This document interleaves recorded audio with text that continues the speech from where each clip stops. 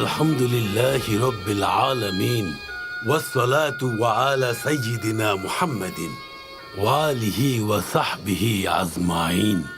রাসূলে করিম হযরত মুহাম্মদ সাল্লাল্লাহু আলাইহি ওয়াসাল্লামের জীবনাদর্শ, যিনি ছিলেন শ্রেষ্ঠ মানব।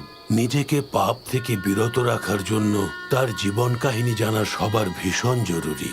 হযরত মুহাম্মদ সাল্লাল্লাহু আলাইহি ওয়াসাল্লাম ইবনে আব্দুল্লাহ ইবনে আব্দুল মুত্তালিব ইবনে হাশিম ইবনে আব্দে মানাফ ইবনে কুসাই ইবনে কিলাব ইবনে মুর্রাহ ইবনে কাব ইবনে লুই ইবনে গালিব ইবনে ফাহার ইবনে মালিক ইবনে নাদর ইবনে কিনানা থেকে শুরু করে আদনান পর্যন্ত, এবং তার অনেক বছর পর আল্লাহর প্রিয় বান্দা সাইয়্যিদিনা ইসমাইল আলাইহিস সালাম, যিনি সাইয়্যিদিনা ইব্রাহিম আলাইহিস সালামের পুত্র, তার কাছে পৌঁছায়। বলা হয়ে থাকে আব্দে মানাফের পুত্র হাশেম একজন সুদর্শন এবং সাহসী মানুষ ছিলেন, আর তিনি অনেক সম্মানও অর্জন করেছিলেন। অন্য ভাইদের মতো তিনিও বণিক ছিলেন। তার সময় মক্কা ছোট শহর থেকে ব্যবসার একটি গুরুত্বপূর্ণ জায়গায় রূপান্তরিত হয়েছিল। তখন তিনি কজন রোমান রাজার সাথে দেখা করেছিলেন, যারা তাকে পছন্দ করেছিলেন। তিনি তখন রোমান ভূমিতে কুরাইশ বংশের জন্য ব্যবসার অনুমতি চেয়েছিলেন, আর পেয়েও ছিলেন।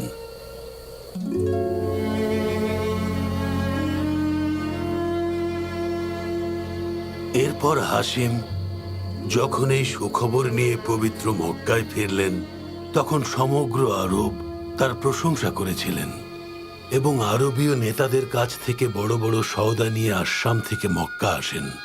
কুরাইশদের দুটি ব্যবসায়িক ভ্রমণ হয়, সেই বর্ণনা পবিত্র কোরআনুল কারিমে আছে। হাশিমের ভাইয়েরাও তার পথেই হাঁটে। তারা আবিসিনিয়া থেকে শুরু করে ইয়েমেন ও আলহেরায় ব্যবসায়িক ভ্রমণ করেন। এরপর থেকে তারা বছরে দুবার ব্যবসায় বের হতেন, শীতকালে আসামে এবং গ্রীষ্মকালে ইয়েমেনে। এখানে হাশিমের একটা গল্প আছে। একজন রোমান রাজা তার সাথে নিজের কন্যার বিয়ে দেওয়ার প্রস্তাব দেন, তাই তিনি গাজ্জাহতে চলে যান এবং সেখানেই মৃত্যুবরণ করেন। তারপর থেকেই এটি গাজ্জাহ হাশিম নামে পরিচিত।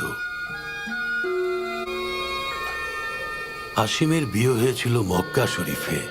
সেখানে তার 3 পুত্র ছিল, নাদলা, আবু সাইফি এবং আসাদ। একবার তিনি ইয়াত্রিব হয়ে আসাম যাওয়ার পথে বন্ধু আমরের সাথে দেখা হয়ে যায়, যার পিতা জায়েদ ছিলেন একজন খাজরা জাতির নেতা। হাশিম তার কন্যা সালমাকে বিবাহ করেন, যার গর্ভ থেকে পুত্র সাইবার জন্ম হয়। পরে তিনি গাজ্জাতে মারা যান, যেটা আমি পূর্বেই আপনাদের বলেছি। তার মৃত্যুতে মক্কায় শোকের ছায়া নামে। পুত্র সাইবা সাবালক হওয়া পর্যন্ত মায়ের সাথে থাকতে শুরু করেন। এরপর মুত্তালিব ইয়াত্রিবে গিয়ে পৌঁছান এবং তার ভাতিজা সাইবাকে মক্কায় নিয়ে আসেন। উটের পিঠে আল মুত্তালিবের সাথে তাকে দেখে মক্কাবাসী তাকে আব্দুল মুত্তালিব নাম দেন। আব্দুল মুত্তালিব বড় হতে থাকেন এবং মক্কার প্রধান হয়ে যান। তার একটি মাত্র পুত্র ছিল আল হারিস। তিনি আব্দে মানাফ বংশের ভাইদের নিয়ে শক্তিশালী হয়ে ওঠেন। তার সম্মান আর খ্যাতি আরবের প্রত্যেকটি কোণায়, প্রত্যেকটি জাতির মধ্যে ছড়িয়ে পড়েছিল। এবং একদিন, তিবাহ খনন করো আব্দুল মুত্তালিব। তিবা? কি এই তিবা? বোররাহ খনন করো। বোররা?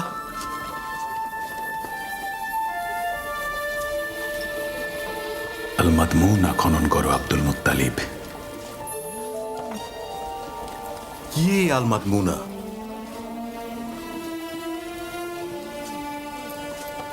ইয়া রাব্বুল আল বাইত, এইমাত্র এটা কি শুনলাম আমি? জমজম খনন করো। ইয়া রাব্বুল আল বাইত, এইমাত্র এটা কি শুনলাম আমি? জমজম খনন করো। জমজম? কি এই জমজম?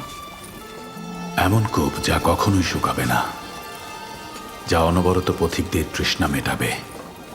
এটা সেখানে অবস্থিত যেখানে কোরবানি করা হয়, যেখানে পিপাসু কাকপক্ষীরা আঘাত করছে। আমি খনন করব জমজম। আল হারিস, আমার সাথে এসো। জমজম কূপ খনন করতে যাব, যা আমাদের মা হাজের এবং পিতা ইসমাইলের নিশানা। চলো যাই।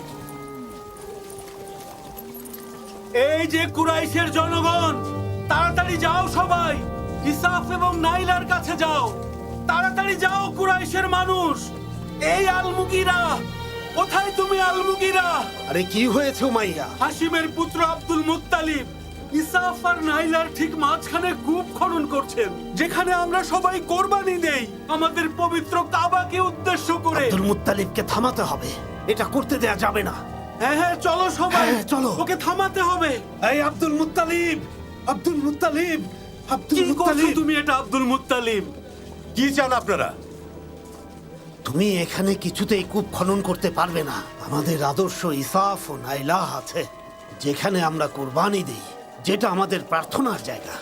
মহান আল্লাহর নির্দেশে আমি খনন করছি। আপনারা দেখতে পাচ্ছেন না একটা পুরনো কুয়া এখানে বন্ধ হয়ে আছে? ওদেরকে থামাও হারিস। জো হুকুম আব্বা। আমরা এখানে এসব করতে আসিনি আব্দুল মুত্তালিব। খনন করা বন্ধ করো। পানি না আসা পর্যন্ত বন্ধ হবে না। দেখো আমার ভাই, আমরা এখানে লড়াই করতে আসিনি। মক্কাতে তো আরো অনেক কূপ আছে, বারদাতে আছে, সাজলাতে আছে, আরো অনেক অনেক বন্ধ কূপ পড়ে আছে এই মক্কায় আমার ভাই। তুমি ওগুলো গিয়ে খনন করো। কেন কেন এত জায়গা থাকতে তুমি এখানেই খনন করছো? অন্য কোনোটা খনন করো, আমরা সাহায্য করব। আমার কাছে নির্দেশ এসেছে। কে তোমাকে নির্দেশ দিয়েছে আব্দুল মুত্তালিব? এক অলৌকিক কণ্ঠ আমাকে নির্দেশ দিয়েছেন। আমাকে এখন আমার নির্দেশ পালন করতে দিন। আমি আমার নির্দেশ পালন করেই থামবো। এটা হতে পারে না। তোমার পুত্রকে সরে যেতে বলো, তারপর দেখছি। ভুলে যেও না তুমি এখানে একা দাঁড়িয়ে আছো। কার সাহসে এসব তুমি করছো?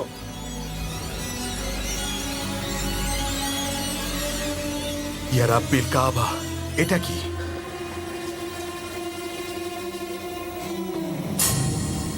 এটা কি কোন মরিচিকা নাকি নাকি এর নিচে পানি আছে?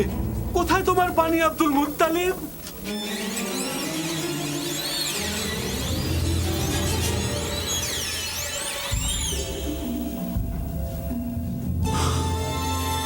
গুপ্তধন, এগুলো জুরহুমের।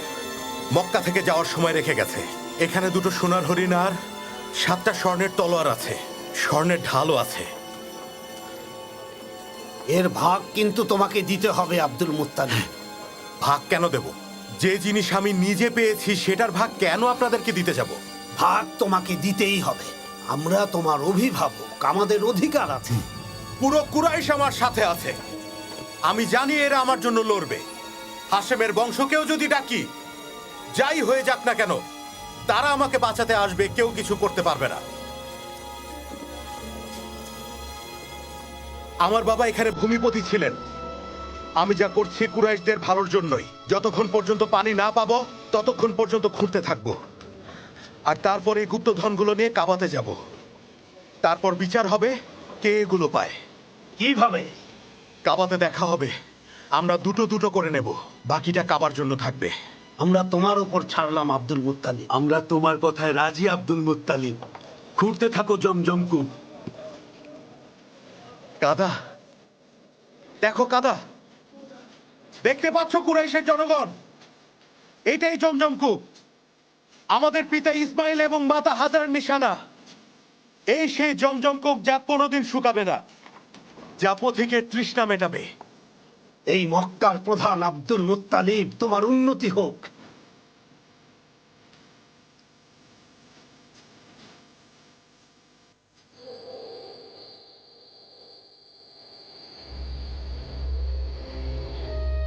এরপর আব্দুল মুত্তালিব জমজম থেকে গুপ্তধন নিয়ে কাবাতে চলে গেলেন, যেখানে ভাগ্যের পরীক্ষা হয় তীরন্দাজের দ্বারা।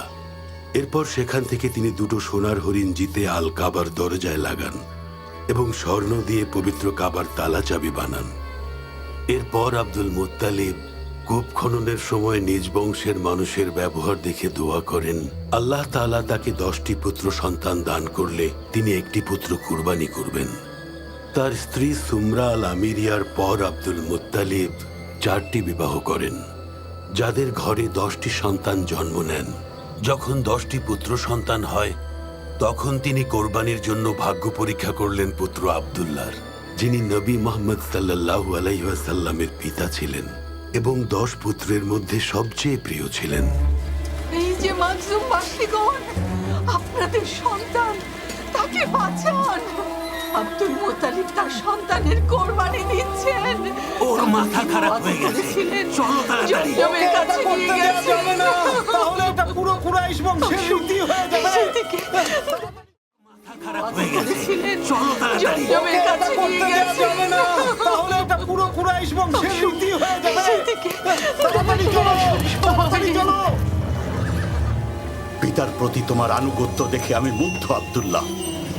না, এটা করবেন না আব্বা। দয়া করুন, ছেড়ে দিন ওকে, ছেড়ে দিন ওকে। নিশ্চয়ই আল্লাহ তাআলা অন্য কোনো পথ দেখাবেন। আমি শপথ করেছিলাম, আমি এখন আমার শপথ ভাঙতে পারি না বাবা। হে আব্দুল মুত্তালিব, হে মক্কার প্রধান, এমন করো না, করো না এমন। না, অনর্থ করো না মক্কা এটা প্রধান। করবেন না মক্কা প্রধান। তাহলে আমার শপথের কি হবে কুরাইশগণ? হে আব্দুল্লাহ, আমার বোন ফাতিমার পুত্র, স্বয়ং আল্লাহ তাআলা এই কোরবানি হতে দেবেন না। আমার শপথ, যদি আমার শপথ ভাঙি তাহলে আমার নাম আব্দুল মুত্তালিব না। না আব্বা, না। ও আমাদের সবচেয়ে প্রিয় ভাই আব্বা।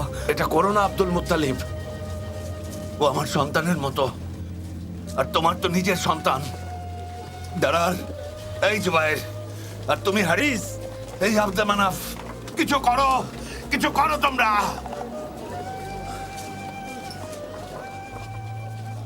হে আব্দুল মুত্তালিব, তুমি যদি এখন নিজের পুত্রকে কুরবানি করো তাহলে তা কুরাইশ বংশের রীতি হয়ে যাবে। তুমি তো আমাদের জন্য উদাহরণ।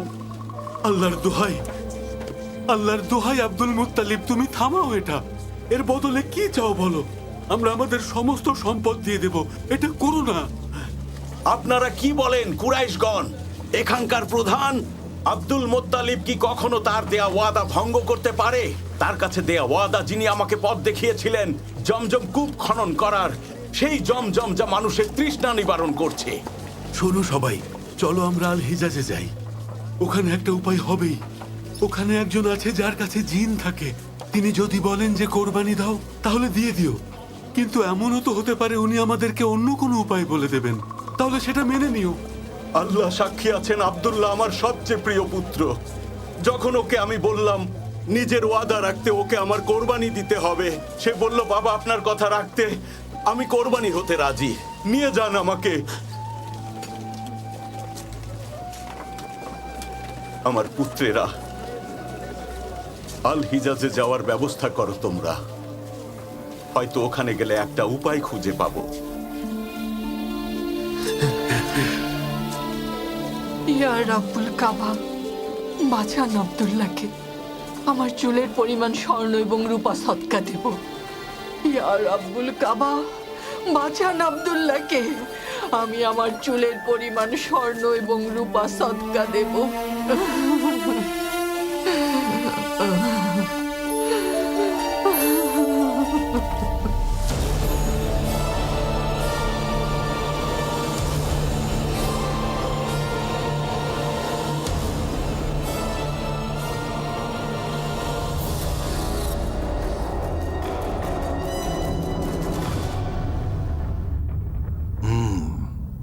আমাকে বলো আলকালিস গির্জার কাজ কত দূর এগুলো ইবনে মাকসুদ?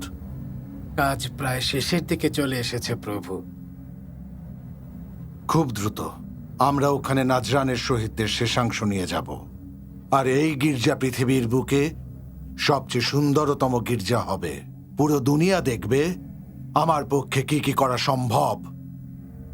তাহলে কি এই গির্জার নাম নাজরানের শহীদদের নামে হবে, যারা নাওয়াজে পুড়ে গিয়েছিল? অবশ্যই। আরবের সবাইকে নির্দেশ দেব ওখানে তীর্থযাত্রা করতে। কিন্তু আরবের সবাই তো মক্কায় যায়। তারা বলে সাইয়েদেনা ইব্রাহিম কাবা তৈরি করে দিয়ে গেছে। কাবাকেই পবিত্র মনে করে, সেজদা করে, আর ওখানে মূর্তি পূজাও করে। এখন আরবীয়দের বিশ্বাস করানোর সময় এসেছে খ্রিস্টানি পবিত্র ধর্ম। যেমন নাজরানের লোকেরা ঈমান এনেছে। সেই নাজরানে যারা শহীদ হয়েছেন তাদের একজন আমাদের দাদা আল হারিথ। তাড়াতাড়ি কাজ শেষ করো, আমি দেখার জন্য অধীর হয়ে আছি। কাজ শেষ করার সাথে সাথে আমি আরবীয়দের ওখানে তীর্থ করার নির্দেশ দেব। কিন্তু প্রভু, আপনি এটা কিভাবে করবেন বলুন তো? আগে কাজটা শেষ হোক, তারপর তোমাদেরকে বলবো।